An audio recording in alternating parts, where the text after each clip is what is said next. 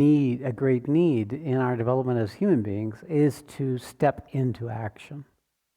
The need in this dimension is the dimension of karma, cause and effect, duality, and our means of coming to resolution is actions that are based on the current stage of our development.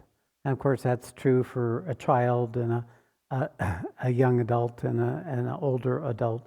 Is there are developmental stages that actually occur, not to be confused with our yoga or with our spiritual awakening, whatever that may be, spiritual or human.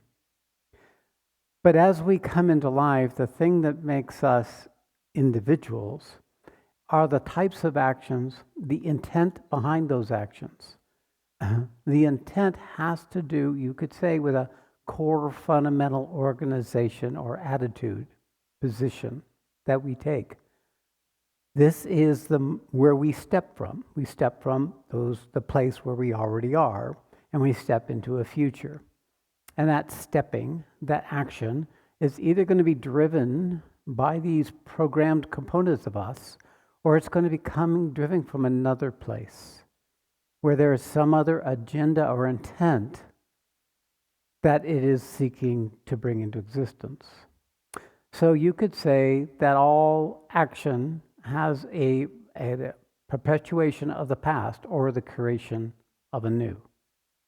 And this movement we're in charge of, if we know it or not, even if the story we carry is we're not in charge, and therefore lose our ability to recognize our ability to affect change, to affect positive change, I should say, in our own evolution, and therefore our own dharma.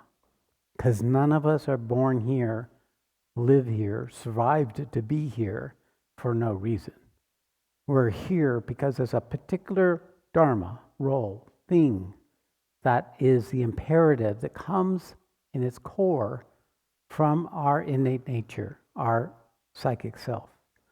And this design of our personhood, man or woman, smart or not so smart, strong physically or weak physically, all these with ailments and all the things that come with it, are associated with that trying to resolve the past to create a possibility for a future.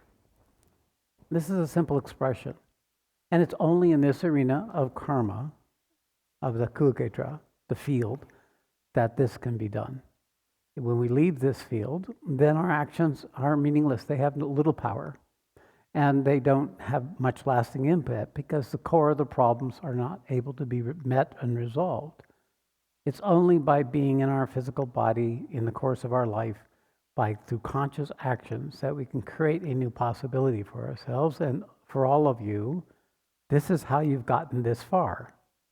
You have wittingly or unwittingly applied effort to go beyond the little parts of you, the parts of you that don't know how to do new things, that is still afraid or still withdrawn, and create something new, being forced by circumstances or necessities or desires or fears to step out of ourselves in the way that we are used to or more comfortable with. So essentially, it's meant to be, human life is meant to be uncomfortable. If it's not uncomfortable, something's wrong. Something's not being met. And the level of where comfort exists, which is the organization of our personal self in any one moment of time, the vital, the mental, the physical, then you're withdrawing into a rest, a pause, and that's not wrong, a rest or pause. But to seek to live there, to live in the vacation, well, that would be an error, because it will eventually devolve. That the impetus to take action will get over, new action, yogic action, will lose its power if we stay uncomfortable too long.